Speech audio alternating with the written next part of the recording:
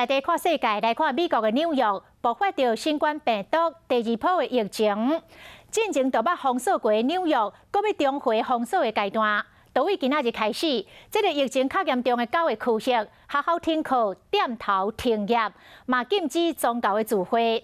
也毋过政府这个管制措施，是引发着当地民众的抗议。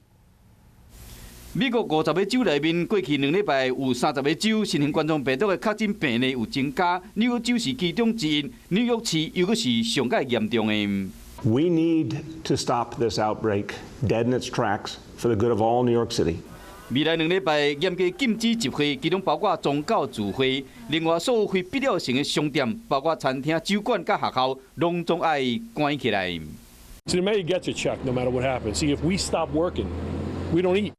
纽约市警方将强力执法，凡是无遵守社交距离规定的，将会重罚500到1000块美金，差不多是3万块的代票。